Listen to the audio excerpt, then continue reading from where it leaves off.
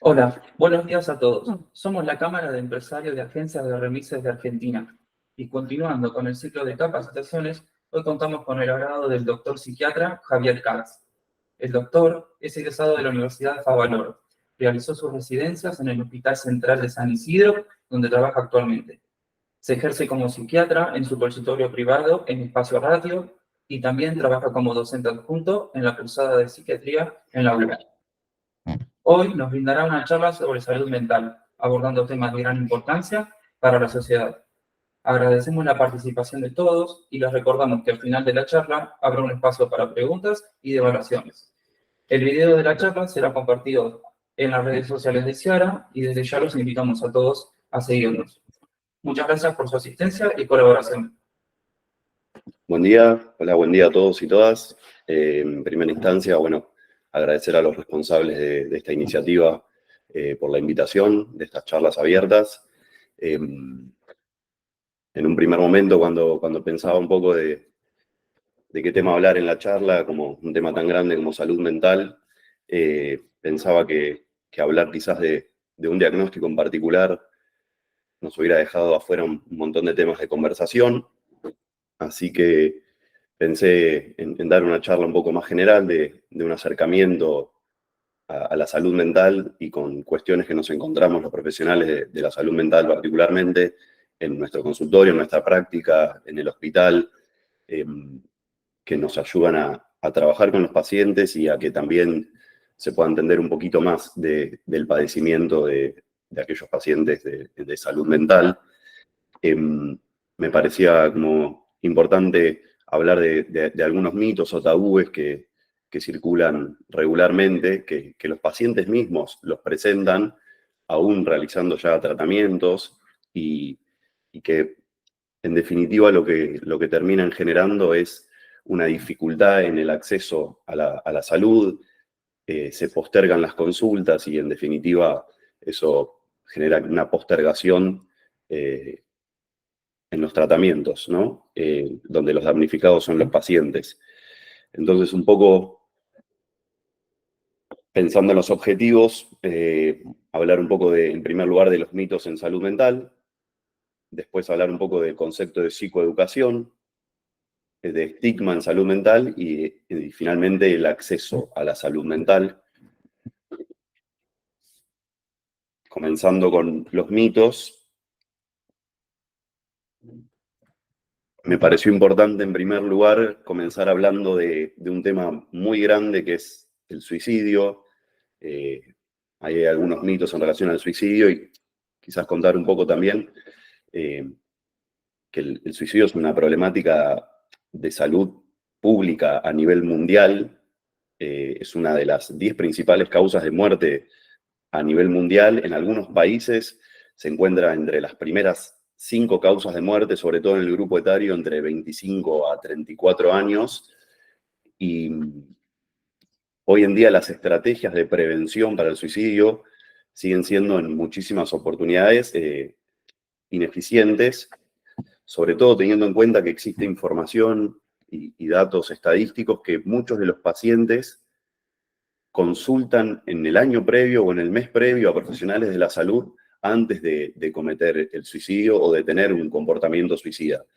Comportamiento suicida puede ser tener ideas suicidas, es decir, pensamientos de muerte, de quitarse la vida, conductas suicidas, autolesivas, que puede ser realizarse cortes, tomar medicación en mucha cantidad, ¿no? Hacer una sobreingesta, como decimos nosotros, puede ser golpearse. Lo importante es ahí diferenciar y discernir si existe una intención suicida o si es una forma de regulación emocional para encontrar algo de alivio. Eso es importante también diferenciarlo entre si hay una intencionalidad suicida o si es una forma de aliviar malestar. Entonces, teniendo en cuenta todas estas cuestiones, el suicidio es un tema muy importante para conversar y existen muchos mitos y tabúes en relación a esto, ¿no? Por ejemplo, esto de quienes hablan de suicidio no tienen la intención de cometerlo. Esto es algo que escuchamos regularmente, mismo entre los familiares de los pacientes que vienen a la consulta, sobre todo en el hospital, cuando se acercan a la guardia, que la familia nos dice, no, si ella o él siempre dice esto, dice lo siguiente, pero no va a hacer nada porque los que hablan de esto no lo hacen. El que se quiere suicidar va y lo hace. Bueno, eso es falso, totalmente falso.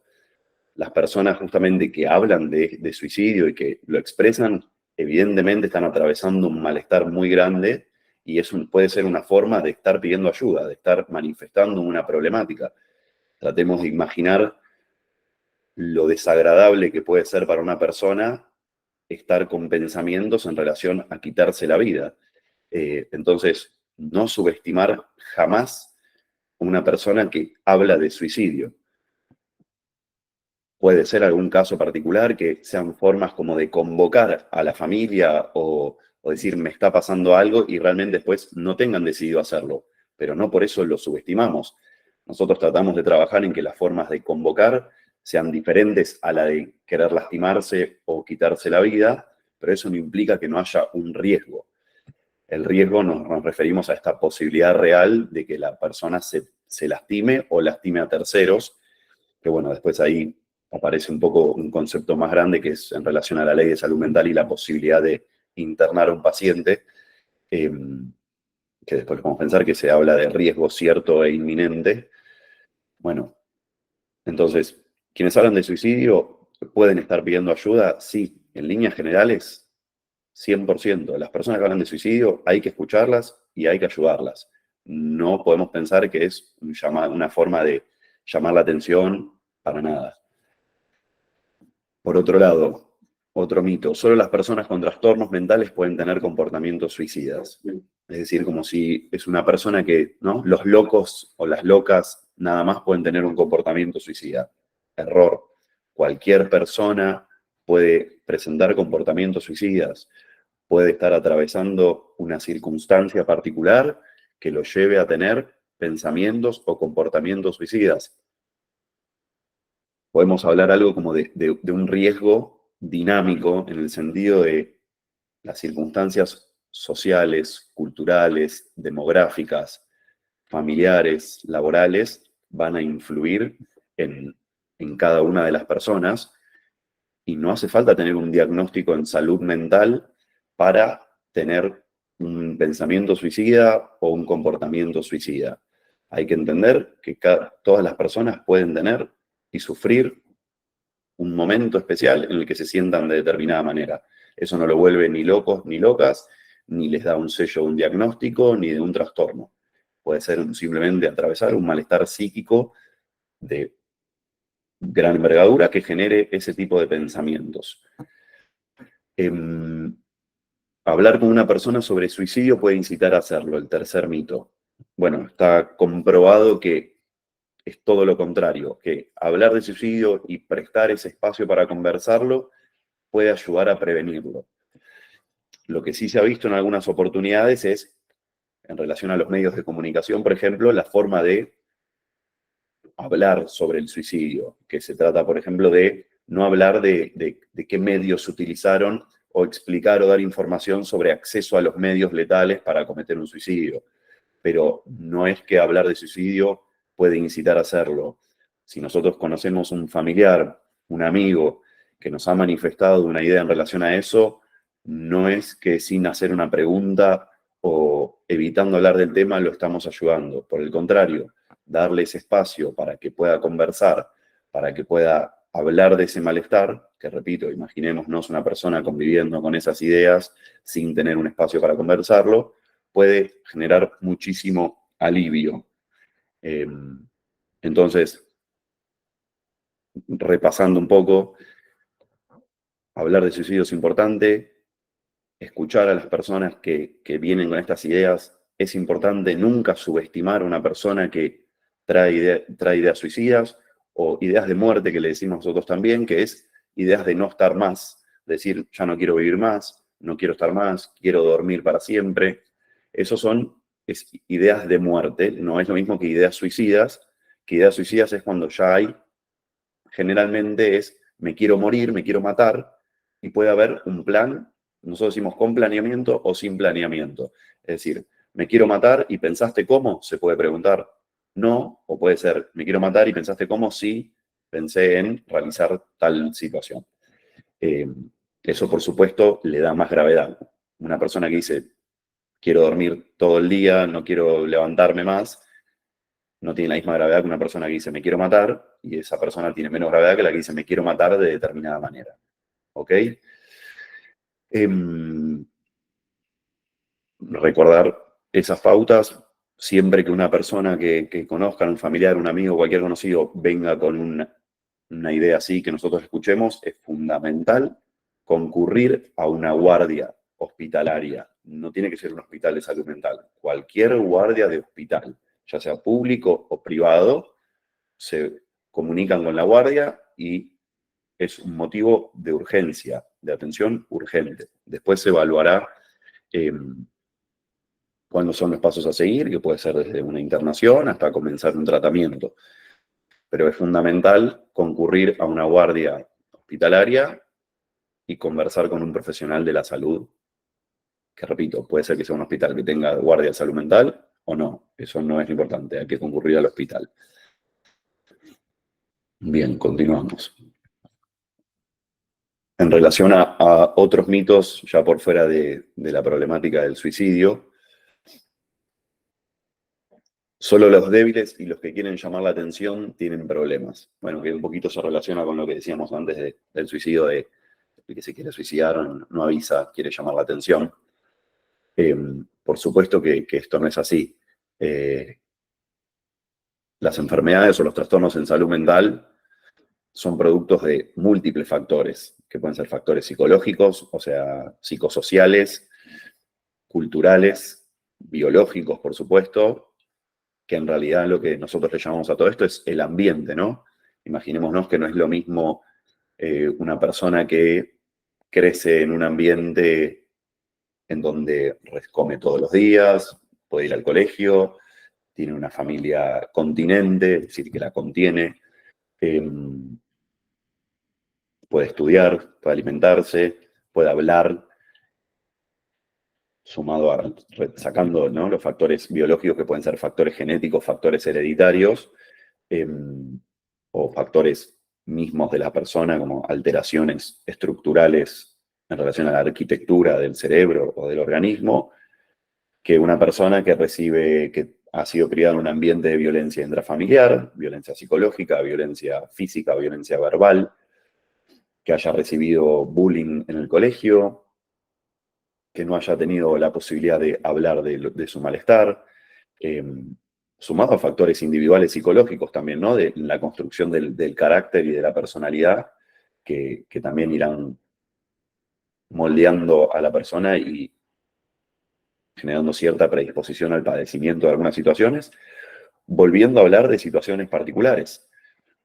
Esto de solo los débiles y los que quieren llamar la atención tienen problemas. Si uno puede estar atravesando una situación social en este punto particular, como puede ser atravesar un duelo por la pérdida de un vínculo, un duelo por el fallecimiento de un familiar, un duelo por una pérdida de un trabajo, por un cambio en la vida, por una mudanza, bueno, múltiples factores que van a estar interviniendo en ese momento que pueden generar un padecimiento, que repetimos, no tiene que ser catalogado como una enfermedad o un trastorno. Simplemente uno puede estar atravesando una situación en la que requiere ayuda psicológica y psiquiátrica. Algo que escuchamos muy seguido también en las consultas, y que también lo traen los mismos pacientes, es esto de no hace las cosas porque no tiene ganas, es ponerle actitud. Y acá aparece un tema muy importante para conversar, que es esto de la voluntad. Que nosotros siempre le decimos a los pacientes, si fuera una cuestión de voluntad, nosotros no tendríamos trabajo, ¿no? Como si fuera simplemente decir, bueno, quiero estar bien, me quiero sentir bien, y uno se siente bien. ¿No? Cuando uno tiene, nosotros lo hablamos seguido, cuando uno tiene fiebre o tiene una pierna fracturada, es cuestión de decir, bueno, voy a estar bien y se me va a ir la fiebre, voy a caminar y no me va a doler. Bueno, esto es lo mismo. No es una cuestión de elección, no es una cuestión de la voluntad. De hecho, lo que sucede justamente es que el padecimiento y el malestar aparece a pesar de la voluntad de querer estar bien. Y nuevamente imaginemos querer hacer las cosas, sentirse presionado, con culpa para poder sentirse bien, y uno no puede hacerlo.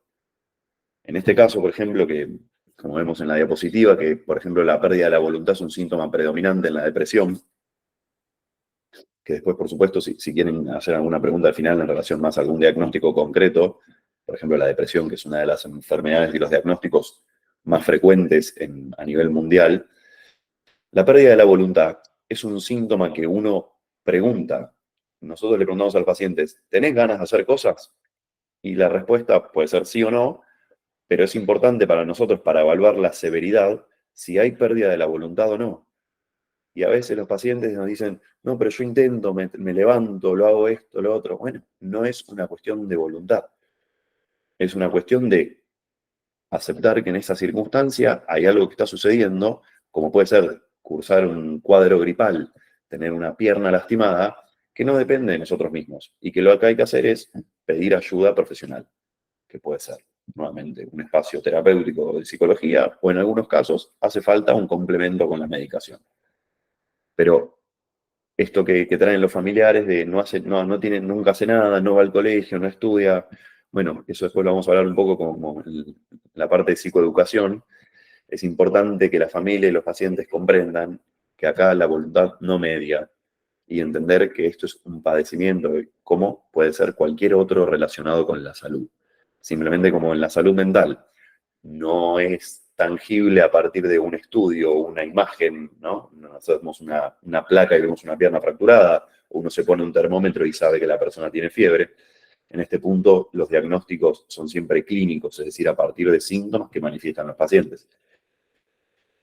En algunos otros casos, los pacientes, esto de no tiene ganas, por ahí no está tanto relacionado como con la depresión, sino con algunos otros diagnósticos ya un poco más severos, más graves, como puede ser esquizofrenia, en donde por el desarrollo mismo de la enfermedad, los pacientes tienen dificultad para realizar tareas, para poder trabajar, para poder ir a la escuela, para sostener la atención durante un tiempo determinado, para poder memorizar, para poder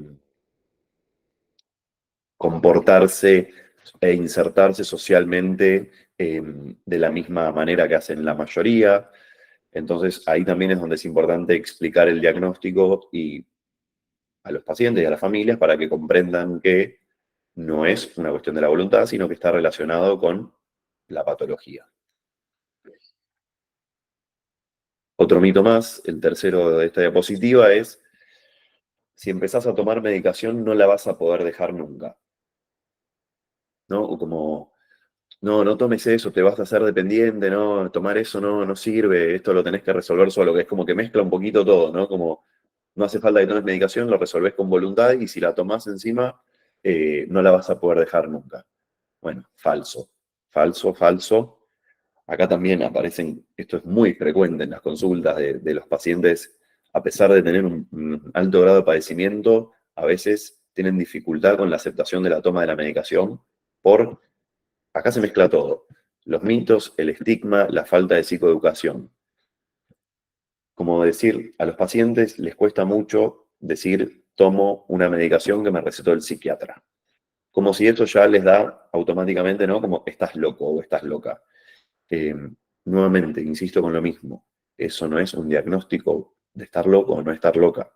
Es una ayuda, un complemento para un momento determinado. Por supuesto que hay patologías en salud mental, como dije antes, la esquizofrenia, que son trastornos crónicos que posiblemente los pacientes necesiten atención médica a lo largo de la vida.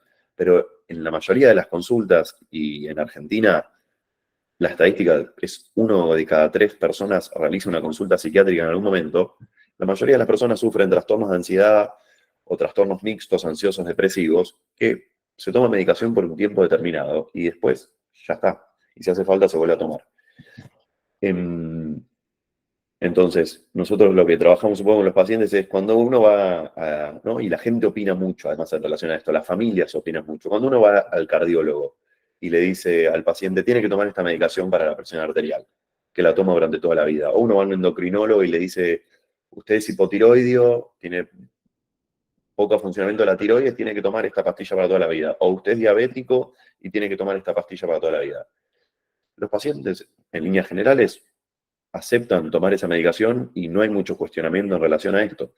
y las familias no suelen opinar tampoco en relación a esto. Bueno, con la medicación en salud mental se da algo muy particular, que es que las familias muchas veces opinan en relación a la medicación y los pacientes tienen mayor dificultad para aceptar la toma, como diciendo, voy a tener que tomar esto para siempre.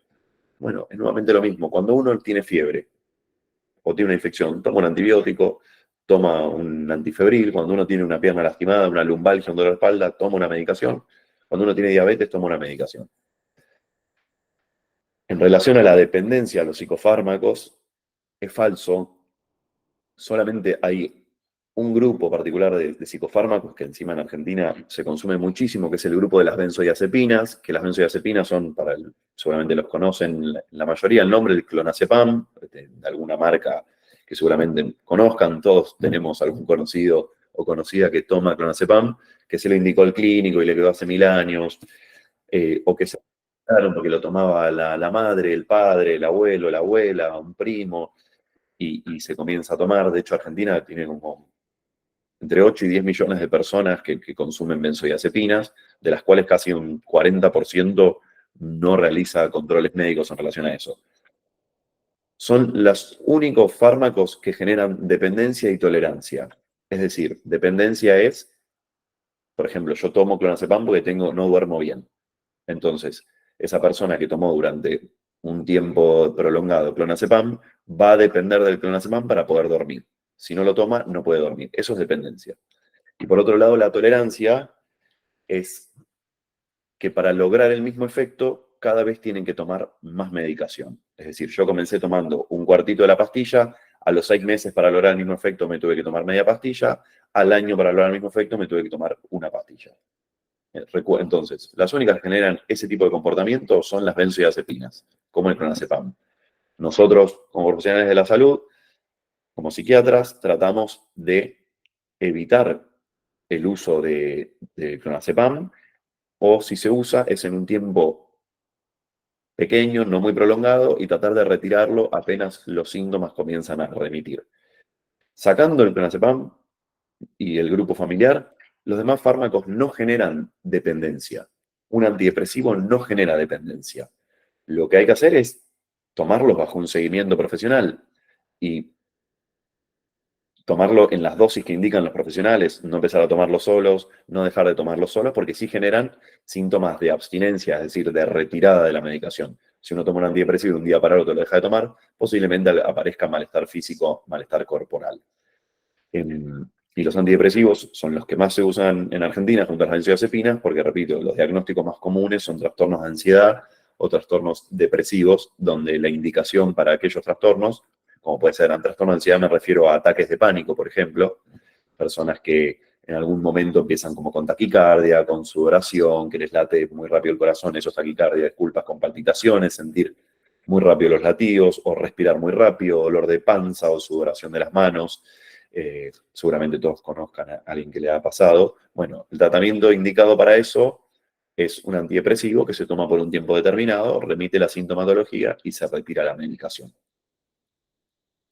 Entonces, la medicación, que ahí quedó mal escrito, es una ayuda y en la mayoría de los casos no genera dependencia. Continuamos con otros mitos. Por ejemplo, las enfermedades mentales son poco frecuentes. No, son muy frecuentes. Como les dije antes, lo de depresión es una de las enfermedades que más discapacidad genera, además, porque no es solamente es el padecimiento de tener depresión y además no poder realizar las actividades de la vida diaria, como por ejemplo ir a trabajar. Entonces, a nivel mundial es un problema de salud pública porque repercute en la economía mundial también por lo que significa en el trabajo. Las enfermedades mentales son poco frecuentes, falso. La verdad es que, según datos de la Organización Mundial de la Salud, los padecimientos mentales se encuentran dentro de las 5 primeras causas de enfermedades y se estima que hacia el 2030 va a ser cada vez más frecuente. Las personas con padecimientos mentales son peligrosas. Bueno, esto también es un clásico de creer que una persona, y en este caso, si quieren, sí podemos hablar un poco más de la locura de una persona que presenta un diagnóstico como puede ser esquizofrenia o principalmente eso, que por locura en ese punto nos referimos a que son personas que en algún momento, si están transitando una etapa aguda de la enfermedad o del padecimiento, presentan pérdida de juicio, es decir, de juicio de realidad, de la capacidad de ponderar y de decidir. Y está eso que se cree que esas personas son peligrosas. No, es falso. La verdad es que no son ni más ni menos peligrosas que cualquier persona.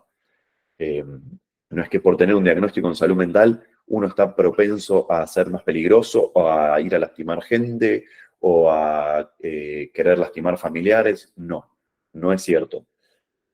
También es importante trabajar en la psicoeducación a nivel mundial en ese punto, porque muchísimas veces, y seguramente todos habrán visto alguna vez una noticia, cuando sucede algo con alguna persona que tiene un padecimiento en salud mental, el acercamiento, por ejemplo, de las fuerzas de seguridad suele ser bastante complicado, y que no se termina de entender cómo debería ser el acercamiento y de qué manera tratarlos eficientemente. Entonces, no son ni más ni menos peligrosos que cualquier persona. Esto también, ir al psicólogo o al psiquiatra es para locos, lo que venimos diciendo. Argentina, por suerte, y debe tener mucho que ver con nuestra coyuntura, con nuestra cultura, y, ¿no? En nuestra forma de vivir y de transitar, es uno, si no me equivoco, es el país con más psicólogos por habitante, y psicólogos y psicólogas. Pero el tema del psiquiatra todavía sigue siendo un poco más complicado, por todo esto que venimos hablando, ¿no? Como que vamos a reintroducir un poco, que es esta cuestión del estigma, ¿no? De ir al psiquiatra es tomar una medicación y eso ya pone como una carga negativa en la vida de los pacientes, lo cual complica muchísimo más el acercamiento. Y esto de ir al psicólogo también, como que muchas veces uno relaciona que como para ir al psicólogo o a la psicóloga tiene que estar muy mal, ¿no? Tiene que estar pasándola muy mal. Bueno, puede ser que eso sea un disparador para consultar, pero en líneas generales uno puede ir al psicólogo o a la psicóloga como un ejercicio de tener un espacio de conversación donde uno habla de ciertos temas que no los puede hablar ni con amigos, ni con familiares, ni con las parejas, y puede poner en práctica como escucharse, ver cómo se siente, hablar. Esto yo también a veces lo comparo un poco como ir al gimnasio, ¿no? Uno va al gimnasio solamente no sé, cuando tiene algún problema, o hay gente que, ¿no? Como que entrena y hace ejercicio todos los días de su vida porque entiende, todos los días o un par de veces a la semana, porque entiende que eso es algo que hace bien. Y es bueno para su salud. Bueno, esto es un poco lo mismo. Muchas veces la gente hace un tratamiento psicoterapéutico a pesar de no estar atravesando ningún momento, ninguna crisis puntual en su vida. Y un poco esto lo del psiquiatra es, cualquier persona puede necesitar ayuda de un profesional de la salud en algún momento de su vida, como dijimos. Un duelo por una muerte, por una separación, por una pérdida de un trabajo, por una situación puntual que es dinámica a lo largo de la vida y no implica que uno esté loca o loco. Bueno, ahora hablando un poco del estigma, que en realidad es, ¿no?, lo que ya venimos nombrando, pero un poco una definición para entender lo que es el estigma. El estigma es una marca distintiva, ¿no?, como que nos distingue, que establece una demarcación entre la persona que está siendo estigmatizada y otros individuos que atribuyen características negativas a esa persona. Y esto que va a generar exclusión y discriminación, sumando una carga más para la persona afectada. Entonces, es muy importante este concepto en el sentido de que muchas veces el estigma no es solo de los demás, sino que esto genera además un autoestigma, es decir, una autoexclusión. Soy una persona que tiene tal diagnóstico, entonces no soy, características negativas, no soy lo suficientemente bueno como mis compañeros del colegio, mis compañeros del trabajo, mis compañeros de la universidad, mi familia. Entonces es la exclusión de los demás y la exclusión propia, que genera una carga grave, que ahora lo vamos a enlazar un poco. ¿Qué es lo que genera esta exclusión? Bueno, es aislarse por un lado, me siento solo porque me aíslo, porque me aíslan también, o me siento excluido, y por otro lado me siento una carga. Y en este punto es muy importante estos conceptos que se han conversado también en diversos trabajos de investigación, y lo enlazamos un poco con lo que hablábamos de de suicidio, que hay una teoría muy interesante, que es una teoría interpersonal de suicidio, en la que habla de dos factores muy importantes que generan como un riesgo aumentado de suicidio, y son estos de sentirse una carga y de sentirse solo. Entonces, el estigma genera aislamiento social y además un peso extra en los pacientes que se sienten una carga porque dicen, me tienen que pagar un tratamiento, me tienen que pagar un psicólogo, me tienen que pagar un psiquiatra, me tienen que llevar al hospital, me tienen que comprar la medicación. Entonces, es importante trabajar en contra del estigma y entender que una persona que tiene un padecimiento en salud mental puede tener una vida perfectamente normal, trabajar, estudiar, casarse, divorciarse, separarse, volver a casarse, hacer lo que quiera. Por eso es importante el trabajo y la psicoeducación que viene a continuación en los pacientes, en las familias y en la población en general, no solo para aquellos que tienen un padecimiento de salud mental, sino para todas las personas. Erving Goffman es un sociólogo que escribió hace muchísimos años como esta definición de estigma, que dice que es un atributo profundamente evaluador, el cual degrada y rebaja a la persona portadora del mismo. Y en relación al estigma, se ha visto que genera afectación en diferentes esferas. Genera afectación en la conducta, que puede ser conductas, es decir, que igual puede ser una conducta como autoabandono o descuido, ¿no? Como dejo de estudiar, por ejemplo, me dejo de bañar, dejo de verme con mis amigos, ¿no? Que lleva la parte de aislamiento que está ahí abajo. Autodestructividad, que bueno, que puede ser un poco esto, como, no sé, empiezo a consumir más alcohol, comienzo a consumir sustancias, que serían estas conductas de riesgo.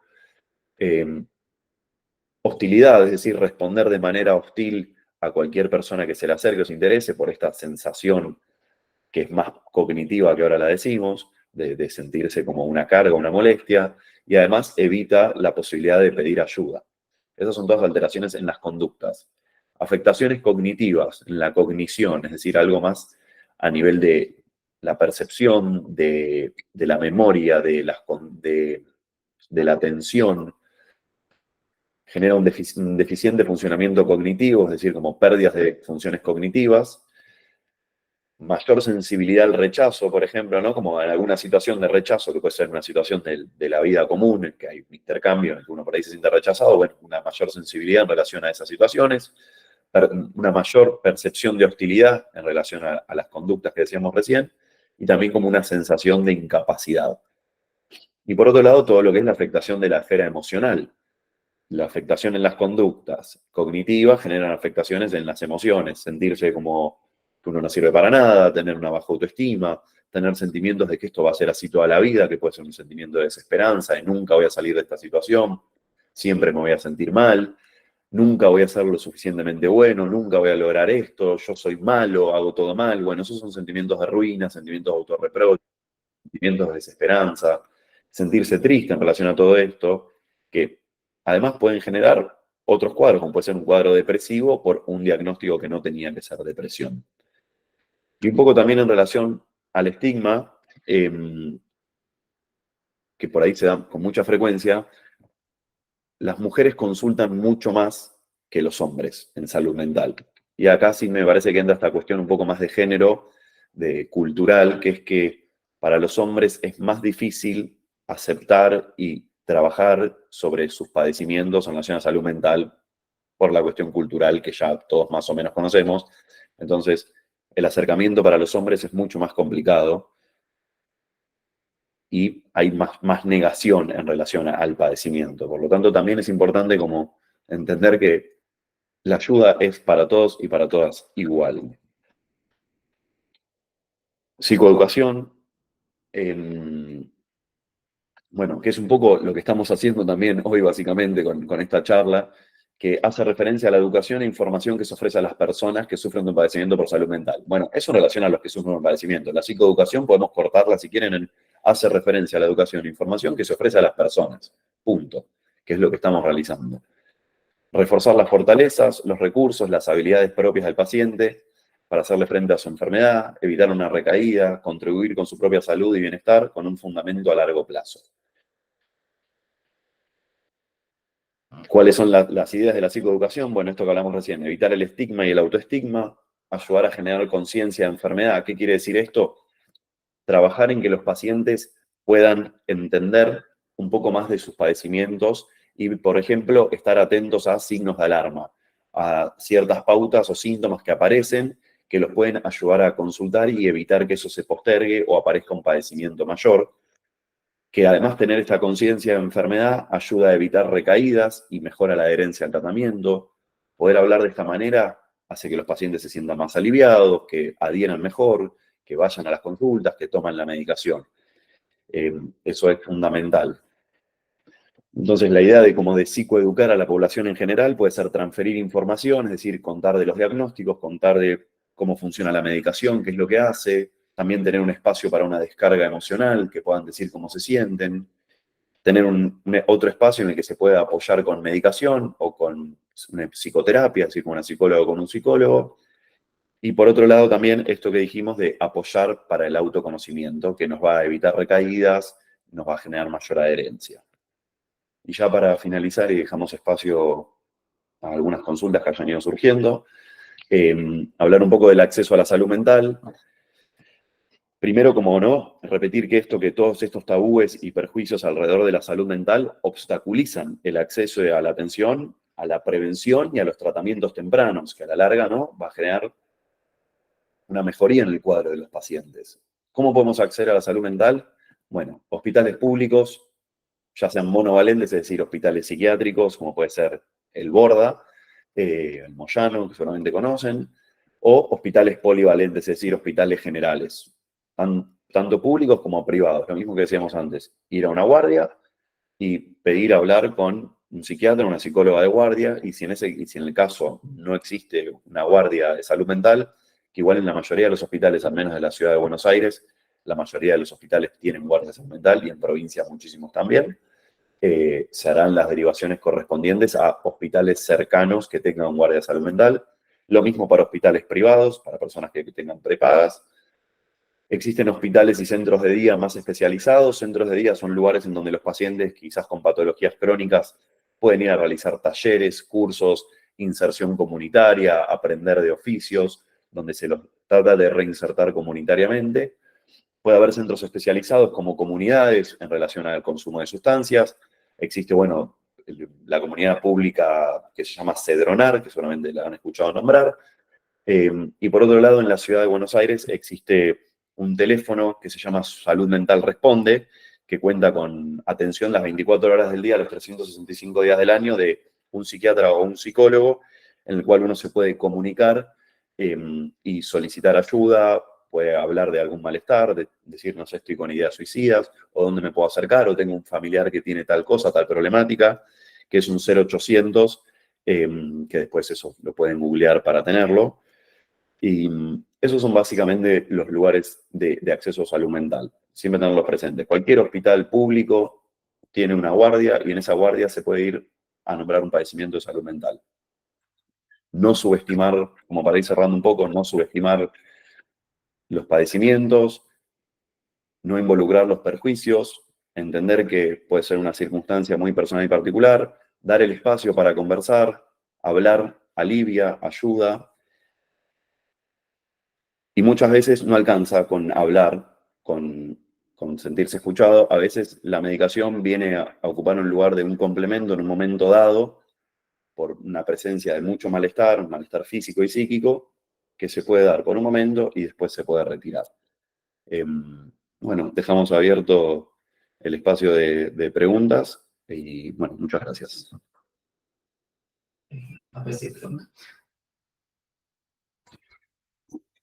Bueno, cualquier pregunta que tengan la pueden realizar a través del chat del Meet.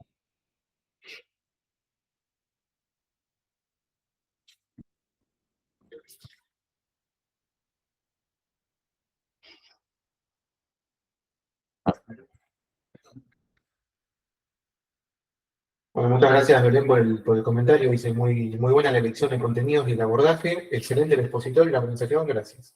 Muchas Un gracias. mensaje. Bueno, acá Gustavo consulta. Hola. Consulta. ¿Las enfermedades mentales se curan o son crónicas? Bien. son las dos cosas. Hay algunas patologías de un curso crónico que van dentro de otro grupo, como nombré antes, como puede ser, por ejemplo, la esquizofrenia, o un trastorno bipolar, o trastornos obsesivos compulsivos, que son patologías más del orden de lo crónico, que pueden mejorar con medicación y pueden tener una vida normal y funcionar con normalidad, pero suelen ser ese grupo de patologías más crónicas. Después hay otros grupos, como puede ser síndromes depresivos o, como dije antes, trastornos de ansiedad, donde la medicación es en un tiempo, es en un momento, una circunstancia, donde en realidad lo principal es la psicoterapia, es decir, el espacio psicológico, y donde generalmente los lineamientos, al menos de la bibliografía, es, por ejemplo, en un trastorno de ansiedad, medicación por 9 meses a 1 año. Así que esos son trastornos que nosotros no hablamos de cura en realidad, pero que son circunstanciales y que remiten con la medicación y con la psicoterapia. Si se entendió, si no se entendió, se repite. Bueno, tenemos otra pregunta de Camila. Dice, si algún familiar tiene síntomas de alguna enfermedad mental, ¿hay alguna ley que nos permita poder tratarlo contra su voluntad? Sí. Sí. De hecho, es un tema muy interesante que es para dar otra charla, que es sobre la ley de salud mental. Lo que se puede hacer ¿qué pasa con algunos padecimientos más graves de salud mental? Como puede ser la esquizofrenia. Esto que hablamos al final de la conciencia de enfermedad.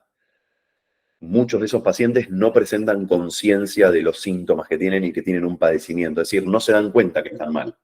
Es como, no, yo me siento perfecto, no tengo que ir al médico. Entonces es muy difícil el acercamiento, el acceso a la salud mental en ese tipo de padecimientos. Lo que se puede hacer es hacer una denuncia en una comisaría en la que uno se acerca y dice que necesita hacer una evaluación interdisciplinaria o una evaluación por un psiquiatra, por un psicólogo, de un familiar que tiene un padecimiento de salud mental, que está mal y que no se puede acercar a un hospital.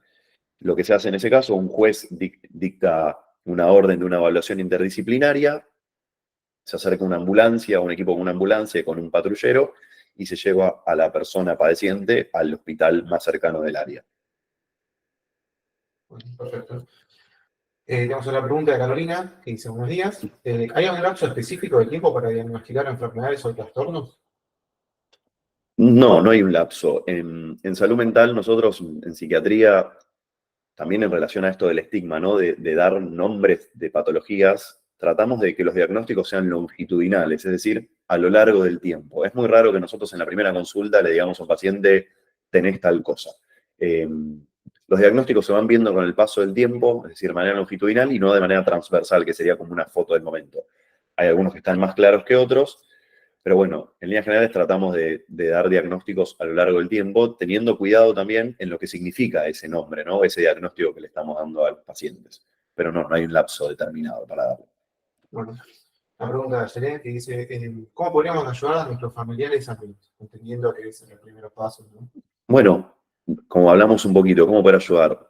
Invitando a conversar, invitando a hablar del padecimiento, de que se sienten mal, diciendo que hay hospitales, que hay psiquiatras, que hay psicólogos, que esto se puede tratar, que no tienen por qué aguantarse solos el malestar, que para eso estamos los profesionales que nos dedicamos a esto. De igual manera que, repito, parece una pavada, pero de igual manera que cuando uno se lastima un pie y va a una guardia para que lo vea un traumatólogo, esto es lo mismo. Abramos los espacios de conversación, invitando a amigos o familiares que se sientan mal a que hagan una consulta. En primer momento puede ser con un psicólogo, con una psicóloga, y si hace falta el psicólogo o la psicóloga los derivará a un psiquiatra o concurriendo a una guardia. Bueno, entonces la pregunta de Diana, que es algo similar a lo que hemos respondido recién, que dice, si se sospecha que un familiar padece de depresión, ¿de qué forma se lo puede incitar a hacer terapia o ir al psiquiatra? Bueno, sí, es un poquito lo mismo. Es como explicando que hay una posibilidad de estar mejor, una posibilidad real de estar mejor. El 70% de los pacientes que sufren depresión presentan una buena respuesta a los tratamientos. Hay una pregunta respecto al cannabis. Dice, ¿un psiquiatra puede recetar cannabis? ¿Cómo influye? Por un tiempo específico. Dice, entiendo que hay gente que toma gotas, hay gente que te recetan fumarlo. ¿Qué diferencia tiene? Bueno, eso tendrá que ver, eso ya es más de por ahí de psiquiatras especialistas en tratamientos con cannabis, que dependerá también del caso por caso, si la indicación corresponde más a que sean gotas o que sea inhalado. Eso dependerá de cada paciente y de cada profesional. Sí existen los tratamientos con cannabis, con CBD principalmente, que es uno de los dos componentes principales que tiene la planta de marihuana, que son THC y CBD. THC es el componente psicoactivo y el CBD en líneas generales es el que tiene las propiedades más médicas o medicinales, que es esto de ansiolítico, es decir, baja la ansiedad, de antidepresivo, de hipnótico, o sea, de ayudar a inducir el sueño, de antipsicótico. Es algo que se utiliza mucho. Hoy en día con el ReproCan, con el registro del programa de cannabis, se pudo indicar CBD o gotas o inhalado a muchos pacientes con múltiples padecimientos, como puede ser insomnio, con buena eficacia en los tratamientos, pero bueno, eso es más de la consulta de profesionales más especializados en esa área. Bueno, esa fue la última pregunta. Ya con esto damos por finalizada la charla. Bueno, muchas gracias, Javier, por participar. Al contrario, muchas gracias a ustedes, un placer. Nos vemos.